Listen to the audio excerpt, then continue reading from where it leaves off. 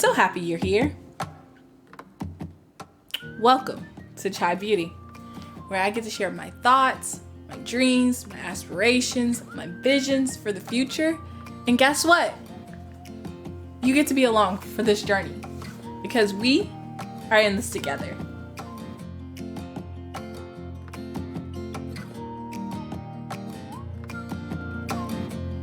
Enthusiast. The number 7, which I am. Fun, spontaneous, adventurous. They are motivated by a need to be happy or plan simultaneous experience to avoid pain. This is the last of the triad, the fear and head triad. These numbers are driven by fear. 5 externalizes, 6 internalizes, and 7 forgets it. They are taken in and related to the world through the mind. They tend to think and plan carefully before they act. The 7's guilty sin is gluten. To avoid painful feelings, 7 gorge themselves on positive experiences. Planning and anticipating new adventures, entertaining interesting ideas, never satisfied. The 7 frenzies pursuits of these distracting and eventually escalates to the point of gluten.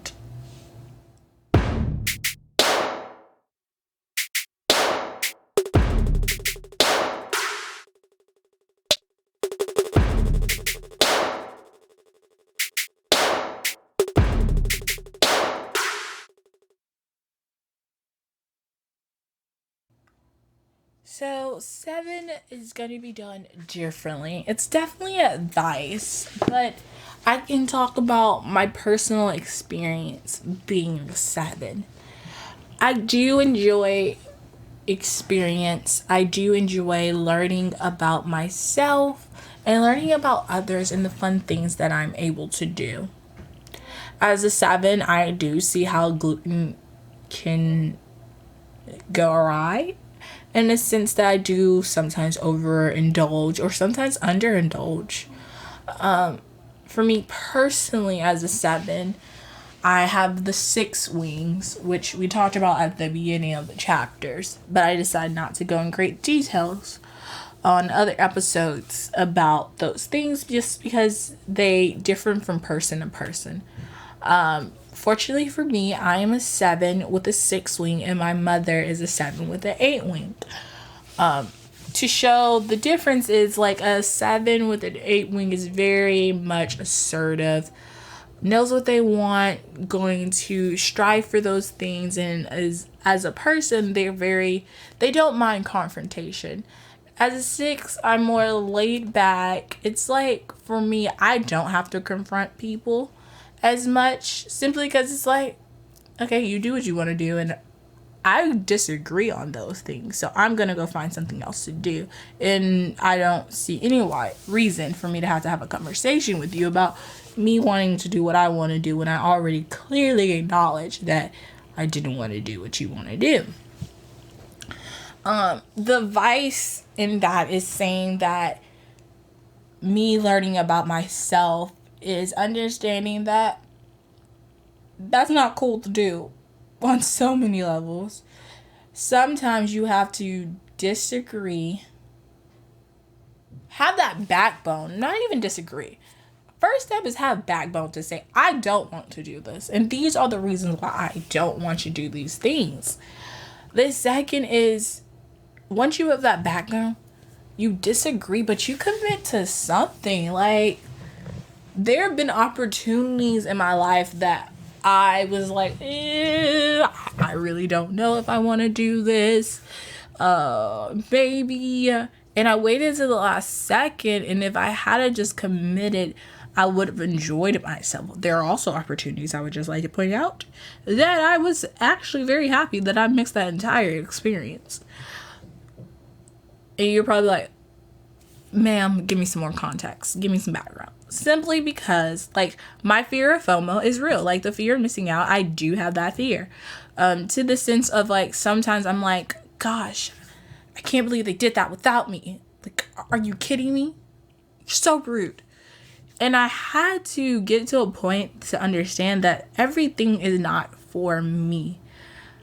I had a choice in every situation. They either asked me or I heard about it and I could have invited myself, which people do.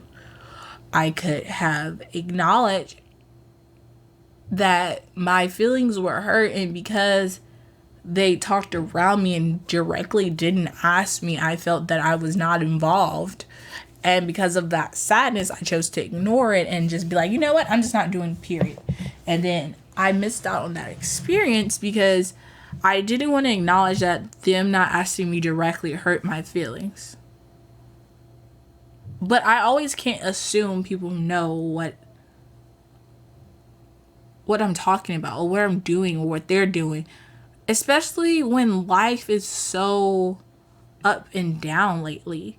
So as a 7, gluten is very serious and real because sometimes you don't even realize how you're messing up other people's feelings, emotional status, whether it's intentional or unintentional. You are hurting someone because your fear of committing. And I'm learning that and I'm acknowledging that for myself. And I'm saying no longer will I say that I'm not going to do anything because I want the next best thing. It does not help anyone.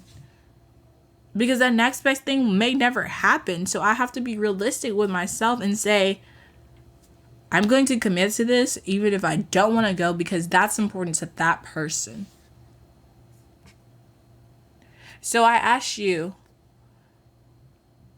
are you fearing, your fear of commitment, your fear of doing stuff has stopped you for doing something? Something important for someone else. And how did you feel about it? After it was done, did you say, dang, I really messed up as a friend? Or did you say, glad I missed out with like that one? She was looking out.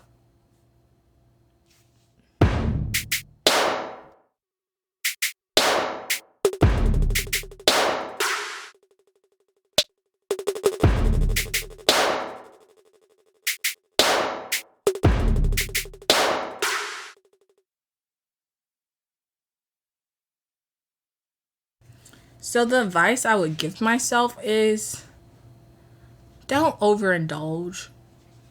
Don't look for the next best thing.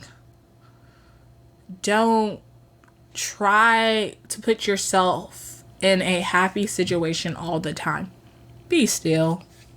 Relax. Breathe. Understand that you are not the fun person all the time. You get exhausted, you get tired, you get emotionally overwhelmed, you take a lot of naps because you're tired. Also, the advice I would give a 7 is be a 5 sometimes. Being a healthy 5 is really great. I learned so much about myself, not only doing the Enneagram, but leadership books.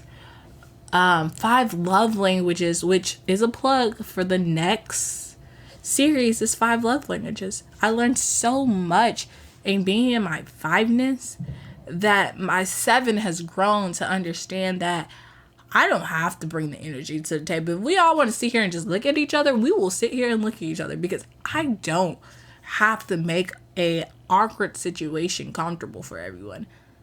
I choose where I give my energy. And if it's not at this table, it's fine.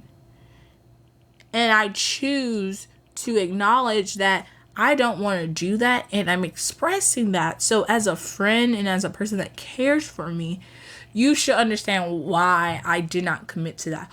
Or you should push me to say, can you give me more information? Like, is it because someone there has intentionally or unintentionally inflicted pain that you don't want to be in that person's presence anymore? And if that is it, then let's talk about it instead of you running away from it. Those are the friends I have in my life and that I'm greatly appreciative of because they call me out and they make me realize the things that I'm doing to avoid situations. At the very least, as a 7, I love to play. Like, I am that person that will sing in the rain. I am the person that will drive. Just take a drive. Nowhere. I ain't going nowhere. Just driving. I will have something spontaneous going on because those are the things that make me happy. But I'm also a person that seeks my God, because there are moments where I have everything in my head that I possibly could need to be happy, and I'm not happy. And that's when I turn to him and I say, I accept you into my heart. I accept you into my mind. Show me what I'm doing wrong. Show me where I can go next and how can I better myself, because I can't do this alone. And I really, really don't want to do this alone. Like, a girl needs a friend. Friend that is constant, that is there 24/7. Because I wake up in the middle of the night and be like, well, this sucks. Like, I have nothing to do, nowhere to go. And to say the least, being a 7 is great. All the other numbers are great. But in my head, I can do things. I can execute things differently. I'm not always stressed about things that in reality you can be stressed on Monday and on Tuesday. It don't matter. As a 7, you have to find a balance for that overspending or that underspending, or that, oh, I'm in my 5ness, so I'm going to stay in my 5ness, and I'm going to go hard in my 5ness because I need to learn everything about everyone. To that, I'm a 7, I just want to play all day. Like, everything for me as a 7 is working, so I'm going to stay in my 7ness. Or sometimes when you're unhealthy, you go into a 1. And that 1, I hate my 1ness sometimes because I even be like, I don't like her. But that 1ness is helpful as well because it helps you get a plan. It helps you think this out and be like, yo, I don't think this is the best idea for you. And I'm like, but maybe, no. But yeah, no. But all around as a 7, the moral of this story is a balance. And you can't figure that balance out without a great support system, without your spiritual guides, without help. You can research all day. You can put yourself on a pedestal and think there's nothing wrong with you. You're the greatest number out there. But that's a lie. Sorry.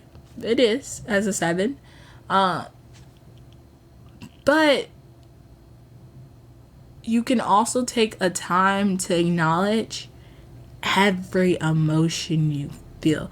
And when you can understand what you're feeling and how you feel and what caused it and what triggered it, it's a different type of happiness. Like, yes, you're still sad. You're like, really hurt my feelings. But I know why you hurt my feelings, and I can communicate why you hurt my feelings, and and then the ball is in your court as my friend to say, I validate your feelings, or, And if they're not in your court and it's time to move forward with something else. But all that to say is, as a 7, you are beautiful, smart, handsome, and an intelligent number. Take those opportunities to reflect on yourself and figure out what you want to do. Because if you put your mind to it, just like every other number, you can do it. But you gotta commit. You gotta persevere. You gotta say, at the end of the day, no matter if it's good, bad, ugly, wrong, right, I am committing to this, because that is the thing that is my Achilles heel. Because I have fear of missing out. But no longer will I miss out, or no longer will I not complete a project because it just doesn't entertain me anymore. If that's the case, we would never finish stuff. But the good thing about us is that we're simple-minded people sometimes. So once we got that in our head, we go for it and we do great things. So remember, 7, be great, do great. Because People need us, and we need them. And as always, follow me on Instagram at Chai Beauty. And if you want to support me even more, go to my Patreon account, search for Chai Beauty, and subscribe monthly to $5. And there are other things that are coming when you subscribe for $5.